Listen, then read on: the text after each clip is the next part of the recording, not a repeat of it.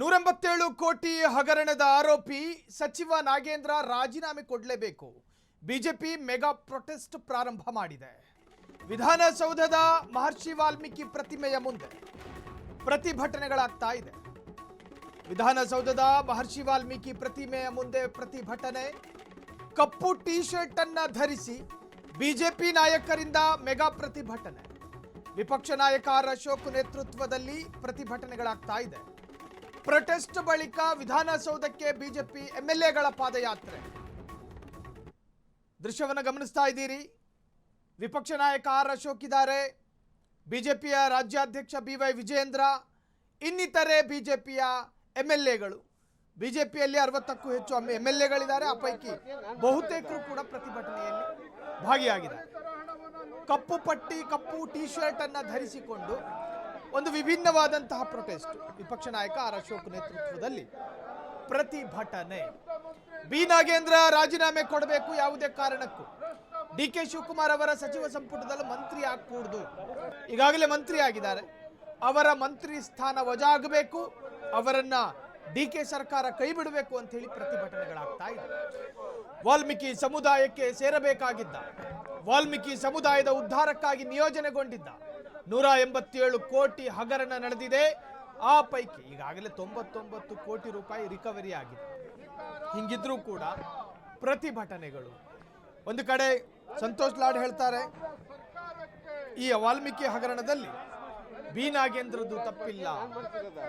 ಇದೇ ವಿಚಾರಕ್ಕೆ ಸಂಬಂಧಪಟ್ಟ ಹಾಗೆ ಮತ್ತಷ್ಟು ಲೇಟೆಸ್ಟ್ ಅಪ್ಡೇಟ್ಸ್ಗಳು ಲಭ್ಯವಾಗ್ತಾ ಇದೆ. ಬಿಜೆಪಿ ಪ್ರತಿಭಟನೆಯನ್ನ ಖಂಡಿಸಿ ಕಾಂಗ್ರೆಸ್ನಿಂದಲೂ ಕೂಡ ಪ್ರೊಟೆಸ್ಟ್ಗಳು ಪ್ರಾರಂಭಗೊಂಡಿದೆ. ವಿಪಕ್ಷಗಳ ನಡೆಯ ವಿರುದ್ಧ ಕಾಂಗ್ರೆಸ್ ಹೈ ವೋಲ್ಟೇಜ್ ಪ್ರತಿಭಟನೆ. ಕಲಾಪದ ಸಮಯ ವ್ಯರ್ಥ ಮಾಡ್ತಿದ್ದಾರೆಂದು ಆರೋಪ ಮಾಡಿ ಪ್ರೊಟೆಸ್ಟ್. ರೈತರ ಸಮಸ್ಯೆ, ಬರ ಪರಿಹಾರ, ಅಭಿವೃದ್ಧಿ ವಿಚಾರಗಳ ಬಗ್ಗೆ ಚರ್ಚೆ ಆಗ್ತಾ ಇಲ್ಲ. ಮಹತ್ವದ ವಿಷಯಗಳ ಬಗ್ಗೆ ಬಿಜೆಪಿ ಸದನದಲ್ಲಿ ಚರ್ಚಿಸುತ್ತಿಲ್ಲವೆಂದು ಪ್ರೊಟೆಸ್ಟ್. ಪ್ರತಿಭಟನೆಯಲ್ಲಿ ಸಿಎಂ ಡಿಕೆಶಿ, ಕೆಪಿಸಿಸಿ ಅಧ್ಯಕ್ಷ ಬಿಕೆ ಹರಿಪ್ರಸಾದ್ ಕೂಡ ಭಾಗಿಯಾದರು. ಸಂಪುಟ ಸಚಿವರು, ಪರಿಷತ್ ಸದಸ್ಯರು, ಶಾಸಕರು ಸೇರಿ ಪ್ರೊಟೆಸ್ಟ್. ಬಿ ನಾಗೇಂದ್ರರನ್ನ ವಜಾ ಮಾಡಬೇಕು ಅಂತ ಹೇಳಿ ಬಿಜೆಪಿಯ ನಿಯೋಗ ಪ್ರತಿಭಟನೆಯನ್ನ ಮಾಡ್ತಾ ಇದ್ರೆ, ಇದು ಅಧಿವೇಶನದ ಸಮಯ. ವಿಧಾನಸೌಧದಲ್ಲಿ ಕೂತ್ಕೊಂಡು ಜಿಲ್ಲಾವಾರು ಅಭಿವೃದ್ಧಿ ವಿಚಾರದ ಬಗ್ಗೆ ಮಾತನಾಡಬೇಕಾಗಿರುವ ನೀವುಗಳೆಲ್ಲರೂ ವಿಧಾನಸೌಧದ ಮುಂಭಾಗ ಕೂತ್ಕೊಂಡು ಪ್ರತಿಭಟನೆ ಮಾಡ್ತೀರಿ. ಸೆಷನ್ ಸಮಯವನ್ನು ವ್ಯರ್ಥ ಮಾಡ್ತೀರಿ. ಈ ರಾಜ್ಯದ ಜನ ಮತ ಕೊಟ್ಟು ನಿಮ್ಮನ್ನು ವಿಧಾನಸೌಧಕ್ಕೆ ಕಳಿಸಿರೋದು ಪರಸ್ಪರ ಕೆಸರು ಚಾಟ ಮಾಡೋದಕ್ಕಲ್ಲ.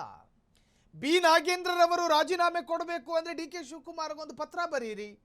ಬಿ ನಾಗೇಂದ್ರರ ವಿರುದ್ಧ ಆರೋಪಗಳೇನು, ಇದರಲ್ಲಿ ನಾಗೇಂದ್ರರವರ ಪಾತ್ರ ಏನು, ಅವರ ವಿರುದ್ಧ ಸಲ್ಲಿಸಲಾದ ಚಾರ್ಜ್ ಶೀಟ್ನಲ್ಲೇನಿದೆ, ಅದಾದ ನಂತರ ತನಿಖೆ ನಡೆದ ನಂತರ ಏನು ಬಂತು, ಇವೆಲ್ಲದರ ಬಗ್ಗೆಯೂ ಕೂಡ ಚರ್ಚೆಗಳಾಗಬೇಕು. ಈ ವಿಚಾರ ಇಲ್ಲಿಗೆ ನಿಲ್ಲೋದಿಲ್ಲ, ಮತ್ತಷ್ಟು ಲೇಟೆಸ್ಟ್ ಅಪ್ಡೇಟ್ಸ್ಗಳು ಲಭ್ಯವಾಗ್ತಾ ಇದೆ. ವಿಧಾನಸಭೆಯಲ್ಲಿ ಇವತ್ತು ಮುಂದುವರಿಯಲಿದೆ ಗದ್ದಲ, ಮಹಾಗದ್ದಲ. ಸಚಿವ ನಾಗೇಂದ್ರ ರಾಜೀನಾಮೆಗೆ ಆಗ್ರಹಿಸಿ ವಿಪಕ್ಷಗಳ ಗಲಾಟೆ. ಕಲಾಪ ಆರಂಭದಲ್ಲೇ ಪ್ರತಿಭಟನೆ ಮುಂದುವರಿಸುವುದಕ್ಕೆ ನಿರ್ಧಾರ. ನಾಗೇಂದ್ರ ರಾಜೀನಾಮೆ ನೀಡುವವರೆಗೂ ಹೋರಾಟ ಎಂದಿರುವ ಬಿಜೆಪಿ. ಇದೇ ಕಾರಣಕ್ಕೆ ಇಂದಿನ ಕಲಾಪವು ಬಲಿಯಾಗುವ ಸಾಧ್ಯತೆಗಳಿದೆ. ಕಳೆದ 3 ದಿನಗಳಿಂದ ನಾಗೇಂದ್ರ ಪ್ರೊಟೆಸ್ಟ್ಗೆ ಸದನ ಬಲಿಯಾಯಿತು. ಇನ್ನೆಷ್ಟು ದಿನ ಅಂತ ಇದನ್ನ ಎಳಕೊಂಡು ಹೋಗ್ತೀರಿ?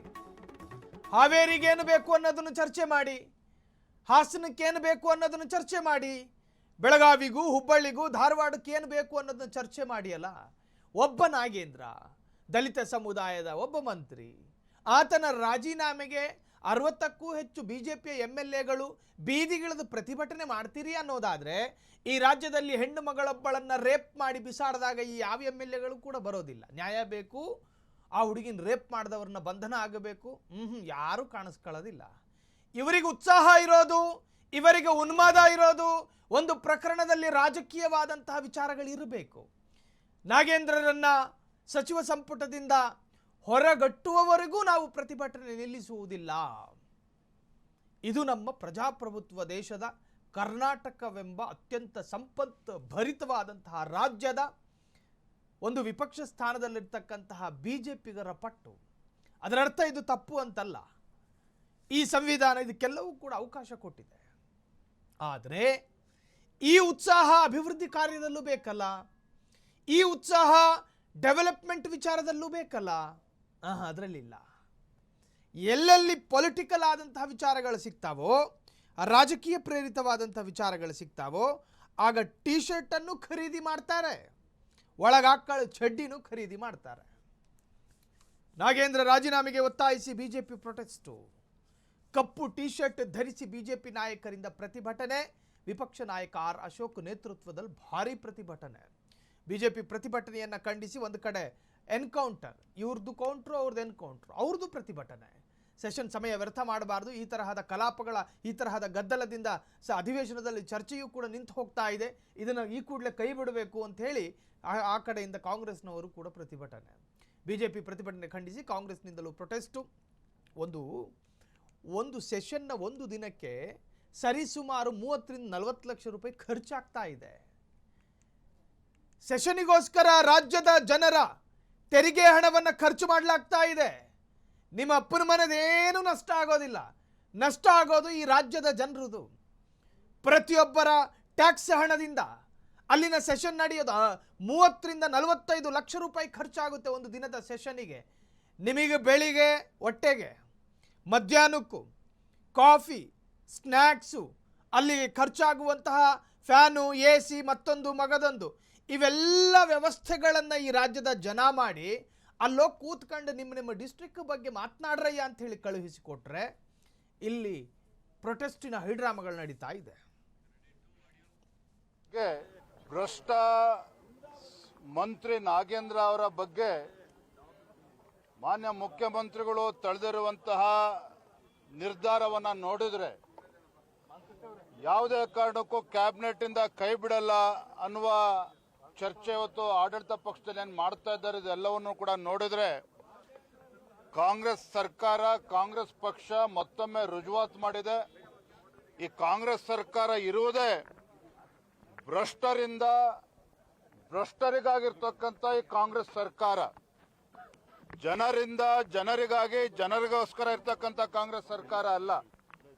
ಭ್ರಷ್ಟಾಚಾರಿಗಳನ್ನ ರಕ್ಷಣೆ ಮಾಡೋದಕ್ಕೋಸ್ಕರ, ಭ್ರಷ್ಟರಿಂದ ಭ್ರಷ್ಟಾಚಾರಿಗೋಸ್ಕರ ಇರ್ತಕ್ಕಂಥ ಕಾಂಗ್ರೆಸ್ ಸರ್ಕಾರ ಅನ್ನೋದನ್ನ ಹೇಳೋದಕ್ಕೆ ಇಷ್ಟಪಡ್ತೇನೆ. ಕಳೆದ 5 ದಿನದಿಂದನೂ ಕೂಡ ಒಬ್ಬ ಕರಪ್ಟ್ ಸರ್ಕಾರದ ಹಣವನ್ನ ಲೂಟಿ ಹೊಡೆದವರು, ಸರ್ಕಾರದ ಖಜಾನೆಗೆ ಕನ್ನ ಹಾಕಿದವರು, ಸುಮಾರು 1 ಕೋಟಿಗೂ ಹೆಚ್ಚು ಇರ್ತಕ್ಕಂಥ ಕರ್ನಾಟಕದಲ್ಲಿರುವಂತಹ ದಲಿತರಿಗೆ ಸೇರಬೇಕಾಗಿದ್ದಂಥ 189 ಕೋಟಿ ಹಣವನ್ನ ಕಳೆದ 3-4 ವರ್ಷದಿಂದನೂ ಕೂಡ ಹಣವನ್ನ ದಲಿತರಿಗೆ ಕೊಡದೆ ದಲಿತರಿಗೆ ಅನ್ಯಾಯ ಮಾಡ್ತಾ ಇದ್ದಾರೆ. ನಾವು ಹೋರಾಟ ಮಾಡ್ತಾ ಇರೋದು ನ್ಯಾಯಯುತ ಹೋರಾಟ, ಬಹಳ ಜೀನಿಯನ್ ಹೋರಾಟ. ನಮ್ ಡಿಮಾಂಡು ಬಹಳ ವೆರಿ ವೆರಿ ಸಿಂಪಲ್. ಯಾರು ದಲಿತರ ಹಣವ ಸೇರ್ಬೇಕಾಯ್ತು ಅವರ ಕುಟುಂಬಗಳಿಗೆ, ಅವ್ರ ಮನೆ ಕಟ್ಟಕ್ಕೆ, ಎಜುಕೇಶನ್ ಲೋನ್ ಕೊಡಕ್ಕೆ, ಅವರ ಪೆಟ್ಟಿ ಅಂಗಡಿ ಇಡಕ್ಕೆ ಕೊಡಬೇಕಾಗಿತ್ತು, ಅಂತವರ ಜೀವನವನ್ನ ವಾಲ್ಮೀಕಿ ಸಮುದಾಯದ ಉದ್ಧಾರಕ್ಕಾಗಿ ಇದ್ದಂತಹ ಹಣವನ್ನು ಸ್ವಾರ್ಥ ಹಿತಾಸಕ್ತಿಗೆ ಬಳಸಿಕೊಳ್ಳಲಾಗಿದೆ. ವಾಲ್ಮೀಕಿ ಸಮುದಾಯದ ಅಭಿವೃದ್ಧಿಗೋಸ್ಕರ